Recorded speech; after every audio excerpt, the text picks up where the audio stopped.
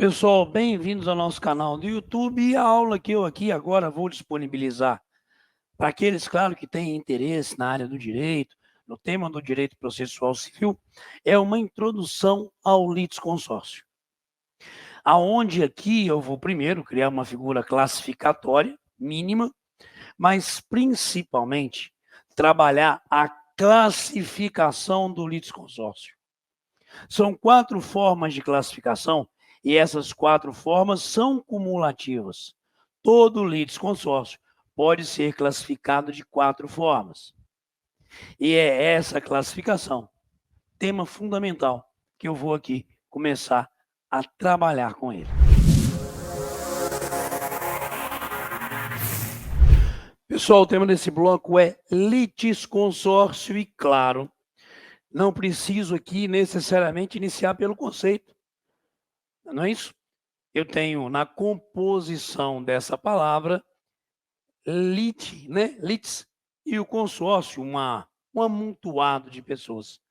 Em determinado processo, essa composição plurima de partes em determinada demanda, nós chamamos, claro, de litisconsórcio. Beleza? É necessário rapidamente que a gente passe pela classificação desse dito litisconsórcio, desse instituto. E quando a gente pensa em classificação de litisconsórcio, nós primeiro devemos classificar o litisconsórcio em relação à posição, porque eu posso ter o chamado litisconsórcio ativo, vários autores, um único réu. Lá do outro eu posso ter o litisconsórcio passivo, um autor, vários réus, mas também é possível que a gente tenha o chamado litisconsórcio misto, ou seja, que em determinada relação processual a gente tenha vários autores e vários réus no mesmo processo. Então, essa primeira forma de classificação em relação à posição é muito tranquila. Segunda, também muito tranquila, quanto ao momento em que o litisconsórcio é formado, quanto ao momento da formação. É possível que a formação do litisconsórcio se dê desde logo, se dê desde logo na própria petição inicial, razão pela qual será visto como um litisconsórcio inicial. Mas é possível que ele venha a ser formado em momento futuro, no curso do procedimento.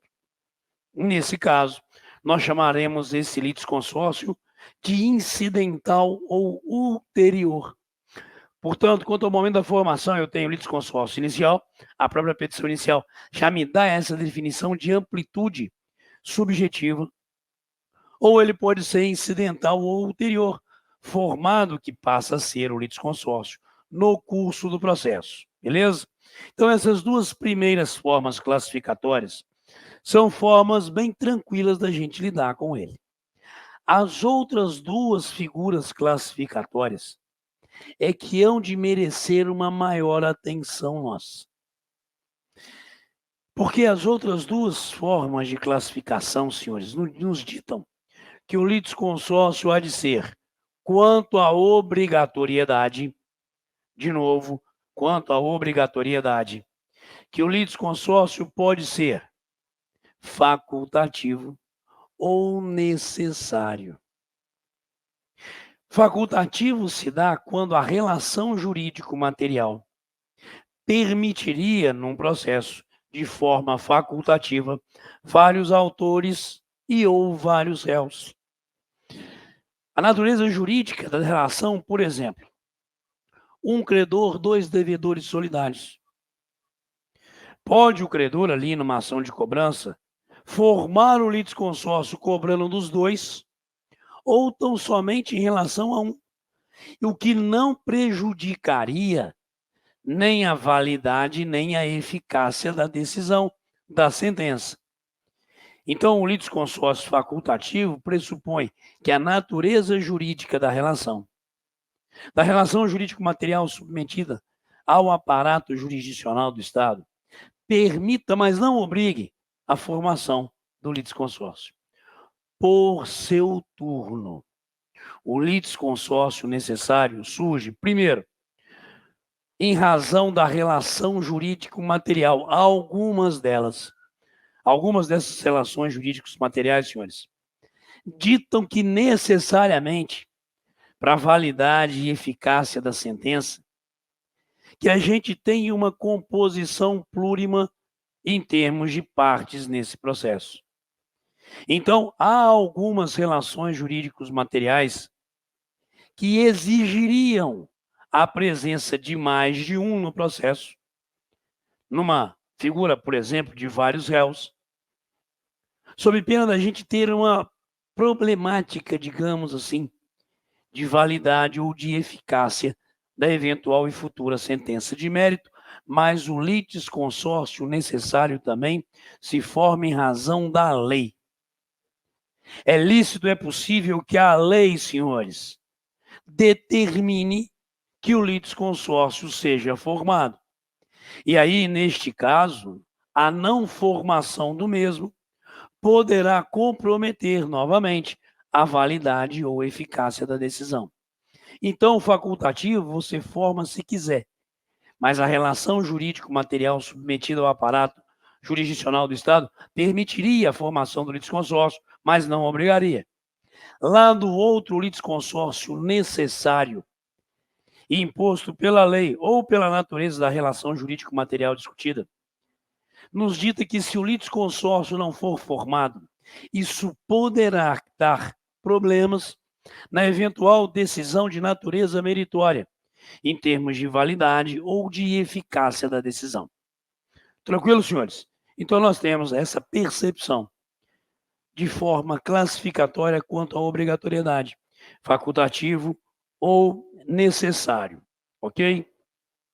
Bom, temos a quarta e última forma de classificação. E essa quarta e última forma de classificação nos dita que ele poderá, quanto aos efeitos da decisão, quarta forma classificatória, quanto aos efeitos da decisão, que o litisconsórcio poderá ser um litisconsórcio simples. E simples ele será quando a decisão de mérito atingir aqueles que estão em litisconsórcio de forma diferenciada, de forma distinta. Quando é possível que a decisão de mérito julgue o pedido para um litisconsórcio de um jeito e para outro de outra forma. Mas nós temos, além do litisconsórcio simples, nós temos o litisconsórcio unitário. O que é o litisconsórcio unitário, senhores? O litisconsórcio unitário pressupõe que a decisão de mérito tenha que ser unitária para todos os que estão em litisconsórcio, surgindo a mesma decisão e atingindo aqueles que ali estão de uma forma una. Essa é a diferença entre o litisconsórcio simples e o litisconsórcio unitário. Então vamos de novo, senhores. Litisconsórcio. Classificação quanto à posição, ativo, passivo ou misto. Quanto ao momento da formação, inicial ou ulterior, também conhecido como incidental. Podendo ele ser quanto à obrigatoriedade, facultativa ou necessário. E quanto aos efeitos da decisão, ele seria justamente simples ou unitário. Essas são as quatro formas de classificação do litisconsórcio, todas elas modalidades que são cumulativas. Todo litisconsórcio você consegue identificar por esses quatro pontos. Eu tenho que me aprofundar mais com vocês aqui na figura do litisconsórcio. Então eu vou fazer o seguinte, eu vou segurar esse bloco de aula no conceito e classificação do litisconsórcio. E aí, então, a gente agora, no próximo bloco, faz um estudo sistêmico das situações previstas em lei, com aqueles meandros que a gente pode, claro, trabalhar em termos de conteúdo.